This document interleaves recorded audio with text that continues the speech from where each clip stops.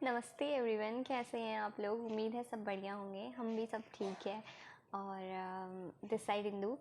As usual मैं बहुत कम video upload कर पा रही हूँ अभी थोड़ा बिज़ी हूँ इसलिए। बाकी आज का जो मेरा वीडियो का टॉपिक है वो after baby, after my normal delivery, कैसे सब कुछ होता है एक लेडी की लाइफ में।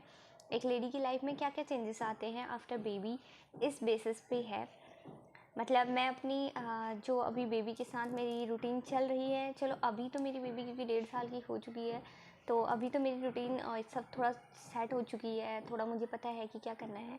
लेकिन जब बेबी एक छोटा बेबी होता है तो फिर हमने कैसे तब सब कुछ मैनेज किया आफ्टर बेबी, कैसे मैंने अकेले अपनी बेबी के लिए सब कुछ किया और क्या क्या चेंजेस ऐसे थे जो मेरी बॉडी में हुए, क्या क्या फूड ऐसे थे जो मैंने कंज्यूम किए फॉर माई बेस्ट, जो मेरी बेबी के लिए हो सके और जो भी मेरे ब्रेस्ट फीडिंग के लिए अच्छा हो सके।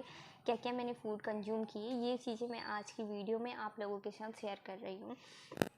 सो बने रहिए मेरे साथ एंड तक, ज़रूर देखिए पूरी वीडियो। और प्लीज़ लाइक शेयर सब्सक्राइब करना बिल्कुल मत भूलिए। सब्सक्राइब ज़रूर करिए, उससे एक मोटिवेशन मिलता है आगे वीडियो अपलोड करने के लिए। और अगर सब्सक्राइबर नहीं बढ़ते हैं, लाइक्स नहीं आते हैं, व्यूज़ नहीं आते हैं, तो फिर इंसान डिमोटिवेट हो जाता है। और फिर मैं तो बहुत जल्दी डिमोटिवेट हो जाती हूँ किसी भी चीज़ में। ऐसा मेरे हस्बैंड बोलते हैं कि मैं जल्दी डिमोटिवेट हो जाती हूँ। सो आज का जो टॉपिक है वो है कि मेरी जो बेबी हुई थी तो उसके बाद कैसे सब कुछ चेंज हुआ था। So that day 13 Jan 2020 my baby was born. That time 2021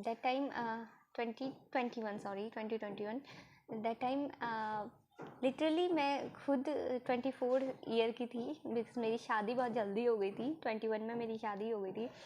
तो मतलब वो टाइम ऐसा होता है एक लेडी के लाइफ में, लड़की की लाइफ में कह सकते हैं कि सब कुछ आपके लिए नया होता है। जब आप न्यू मॉम होती हो तो आपके लिए सब कुछ नया होता है। अब मुझे पता है कि जैसे अब मेरी बेबी हो चुकी है, अब मेरे पास एक बच्चा है ऑलरेडी। तो आई नो कि सेकंड प्रेगनेंसी में प्रॉब्लम्स तो आती हैं इक्वली, बट थोड़ा ये होता है कि आपको पता होता है कि कैसे चीज़ें मैनेज करनी है, अब कैसे अपने बेबी को देखना है, कैसे सब कुछ करना है। तो वो चीज़ें आपको पता होती है सेकंड बेबी में। और मुझे भी आई होप सो कि मुझे भी पता है अब मुझे नेक्स्ट टाइम क्या करना है। बट जब आप न्यू मॉम होती हो तो आपको कुछ भी पता नहीं होता है। एक आपको ऊपर ऐसा गाइडेंस चाहिए होता ही है जो आपको अच्छे से मतलब कर सके कि हाँ ये करना है, ये मतलब हम लोगों के साथ होते हैं, मम्मी लोग होती हैं या फिर सास लोग होते हैं। बट जेनवनली एक जो मम्मा होती है उसको क्या करना है क्या नहीं करना है, उसको अपने जो बोलते हैं गट्स फीलिंग, वो फीलिंग आती है कि कब बेबी को दूध देना है, कब बेबी को चुप कराना है। और मतलब जब बेबी आपके हाथ में आ जाती है तो पता नहीं खुद से ही, जब मेरी बेबी हुई नहीं थी, मैं भी फर्स्ट टाइम मॉम थी, तो मुझे भी ये लगता था कि कैसे मैं बेबी को मैनेज करूँगी, कैसे मैं बेबी को उठाऊँगी। लिटरली बहुत डर लगता था। बट जब मेरी बेबी हुई थी आफ्टर डिलीवरी, डिलीवरी रूम के बाहर में जैसे ये आई तो बेबी ना बहुत रो रही थी। तो मम्मी ने ना एकदम से मुझे ही बेबी दे दी कि माँ के साथ बच्चा थोड़ा कंफर्टेबल फील करता है। और सच में पता नहीं भगवान जी का ऐसा क्या होता है कि बेबी सच में मेरे पास आई और मेरे पास सोई तो चुप हो गई। मतलब तब मुझे मैं फीड भी नहीं करा पा रही थी तब, क्योंकि दूध बना हुआ नहीं था। नॉर्मल डिलीवरी हो या फिर ऑपरेशन हो, हमारे में तो बोलते हैं कि 3 दिन के बाद ही, जब 3 दिन के बाद ही बेबी के लिए दूध माँ का बनना स्टार्ट होता है। सो हमने उस दिन बेबी को वही मिल्क दिया था, फॉर्मूला मिल्क लेके आए थे, वही मिल्क दिया था। तो फर्स्ट डे मुझे दूध नहीं हुआ था, तो मेरी बेबी ने मेरा फीड नहीं लिया था। जो फर्स्ट आवर में कहते हैं कि माँ का दूध पिलाना चाहिए, मैंने भी कोशिश करी थी बट मेरा हुआ नहीं था। तो फिर बेबी को मैं फीड करा भी नहीं पाई थी। तो बिना फीड कराए बेबी मेरे पास आई और मैंने यूँ पकड़ा तो चुप हो गई, क्योंकि वो चीज़ें भगवान जी भी आपको देते हैं कि हाँ अब तुम माँ बन चुकी हो तो अब ये चीज़ें तुम सीख लो। तो ये चीज़ें ना, इन चीज़ों की आप बिल्कुल टेंशन मत लेना, ये चीज़ें अपने आप हो जाती हैं, अपने आप सब कुछ मैनेज हो जाता है। मेरे लिए भी ऐसे था कि मतलब होता है, ऑब्वियस सी बात है, लड़कियां तो होती ही है ना घरों में, नाजों से पली होती हैं। मैं ऐसे नहीं कह रही कि मैं बिल्कुल नाजों में पली थी, बट हाँ ये था कि इतना आइडिया नहीं होता है किसी भी लड़की को। तो जब जब बेबी आपके पास आती है तो फिर वो सुपर मॉम वाली पावर आपके अंदर आ जाती है और सब कुछ आपको पता होता है कि अब बेबी रो रही है तो क्यों रो रही है, मतलब खुद ही नींद खुलना, रात में खुद ही नींद खुल जाती थी, ये सब ना।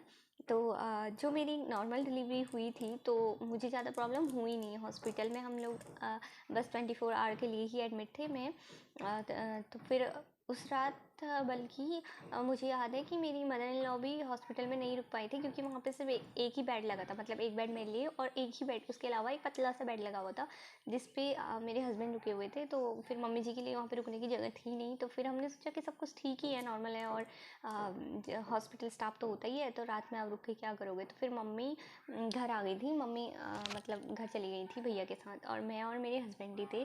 तो रात में भी मतलब बेबी उठ रही थी तो मेरे हस्बैंड ही उसके लिए दूध बना रहे थे, फॉर्मूला मिल्क बनाना था, क्योंकि वही बना रहे थे और वही पिला रहे थे। तो थोड़ा बहुत तो बच्चा रोता ही है, सब कुछ मेरे लिए भी नया था, तो रात में रोई थी, इतना नहीं रोई थी बट ठीक था।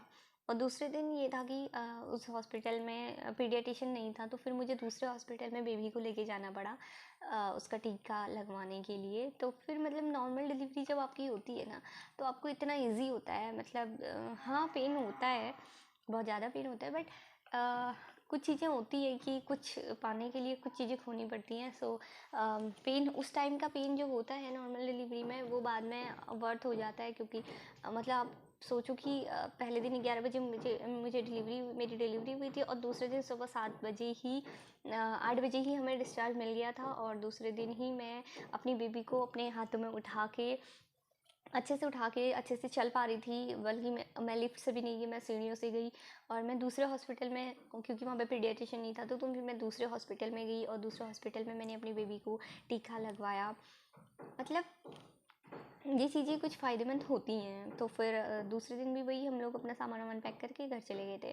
तो दूसरे दिन भी मैंने बेबी को खुद ही उठाया था, और हम तब 3rd फ्लोर पे रहते थे, वहाँ पे लिफ्ट तो थी नहीं, तो हम फिर सीढ़ियाँ भी मैं खुद से अकेले ही चढ़ी थी। हालांकि मुझे थोड़ी सी प्रॉब्लम हुई थी बाद में, मेरे स्टिचेस जो थे वो खिंच गए थे। इतना भी खुद को एक्टिव नहीं समझना चाहिए, क्योंकि वो गलती मैंने करी थी, ये चीज़ मैं आपको बता रही हूँ। ठीक है, नॉर्मल डिलीवरी हुई है, आपको नॉर्मल फील हो रहा है, सब कुछ हो रहा है, तो उसके बाद भी ना आपको थोड़ा अपने आप का ख्याल रखना पड़ता है।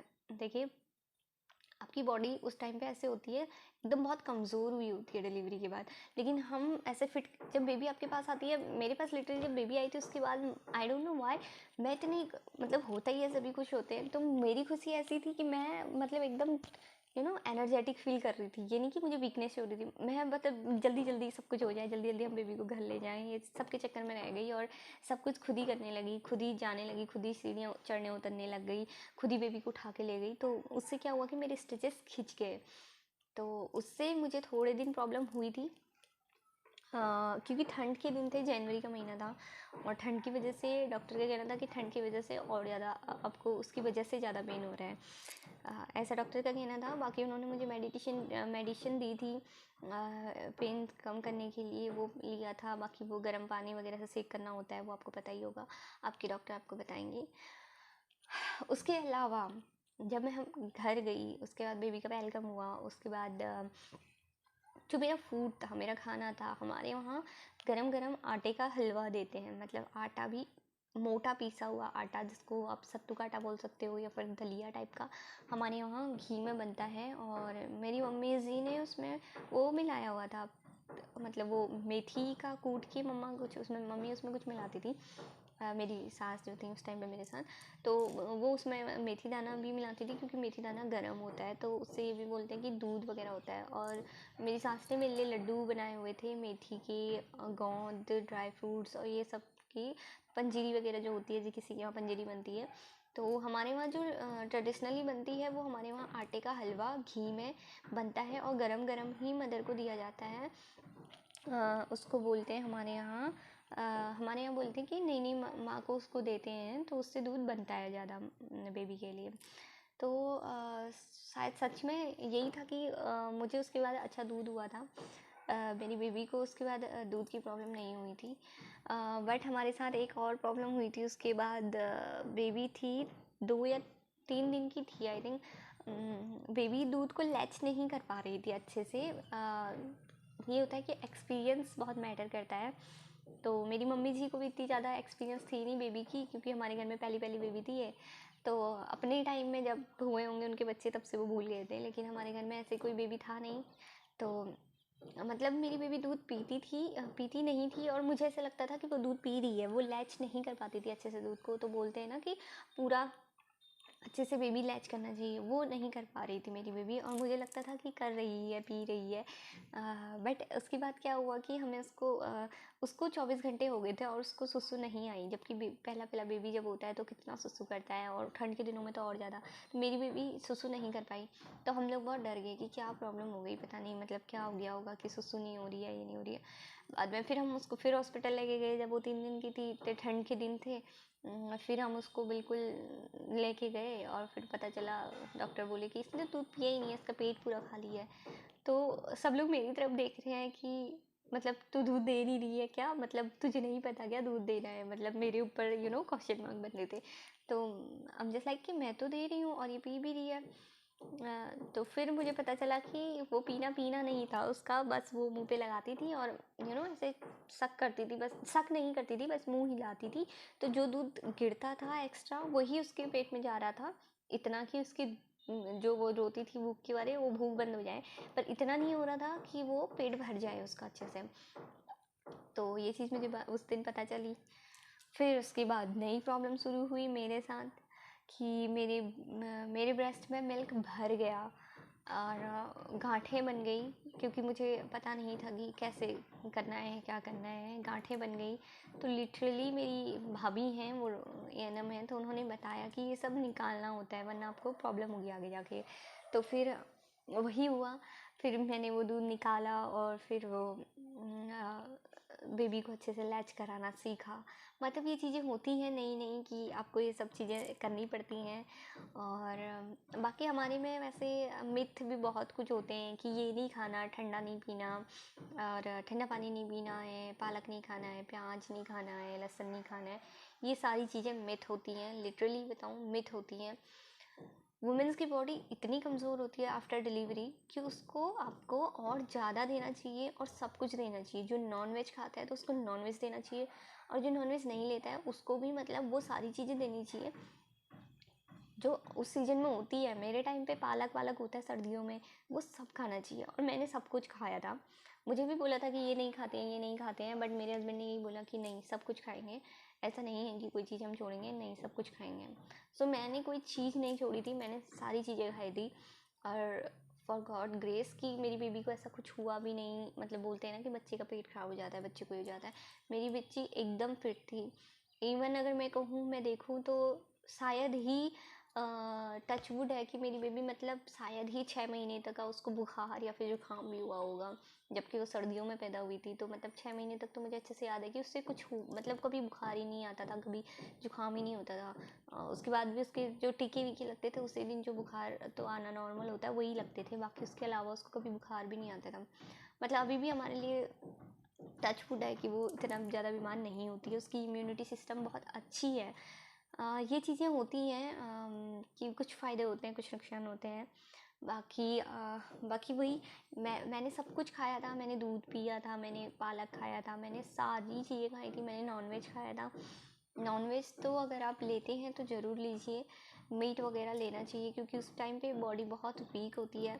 मतलब लिटरली मैंने तो देखा है, क्योंकि मैं तो आर्मी फैमिली से हूँ, तो फिर जो आर्मी के हॉस्पिटल्स वगैरह होते हैं, जब वहाँ पे डिलीवरी होती है औरत की, तो उसके बाद तो वहाँ स्पेशली जो मीट होता है वो दिया जाता है वुमेंस को आफ्टर डिलीवरी, वो दिया जाता है ताकि उनकी बॉडी में थोड़ी एनर्जी बनी रहे, और ठंड के दिनों में तो स्पेशली दिया ही जाता है। एग लेना चाहिए। और ऐसी बहुत सारी चीज़ें होती है, जैसे हर हर जगह अलग अलग चीज़ देने का वो होता है। जैसे हमारे यहाँ हलवा देते हैं, किसी के यहाँ पंजेरी देते हैं, किसी के यहाँ लड्डू देते हैं, तो अलग अलग चीज़ें बनती है। तो हो सकता है आपकी जगह भी कुछ बनता होगा। मैंने कई जगह देखा है कि वो आटे का रोल बन के कुछ पराठा सा, उसको घी बटर में डाल के वो चीज़ें, घी मैंने बहुत ज़्यादा कंज्यूम किया था। मैं 9th मंथ से घी लेना, 8th या 9 मंथ से घी लेना स्टार्ट किया था। बाकी मेरा 3-4 महीने घी का बहुत रहा था, तो उस टाइम पे मेरा फैट भी बहुत ज़्यादा बढ़ गया था, लिटरली बहुत ज़्यादा बढ़ गया था। मेरा फेस इतना मोटा हो चुका था। उसके बाद मैंने बहुत कोशिश की पतला होने की, हाँ, लेकिन थोड़ा बहुत नॉर्मल हुआ, बट ठीक था। तो ये चीज़ें होती हैं जो आपको बेबी के साथ कुछ मैनेज करनी होती है। Be ready for this. और भी चीज़ें हैं जो मैं आपको आगे की वीडियो में आपके साथ शेयर ज़रूर करूँगी। So thank you for watching. Please like share subscribe my channel. Please like करिएगा, सब्सक्राइब करिएगा चैनल को, तभी इंसान मोटिवेट होता है आगे की वीडियो बनाने के लिए। Thank you so much.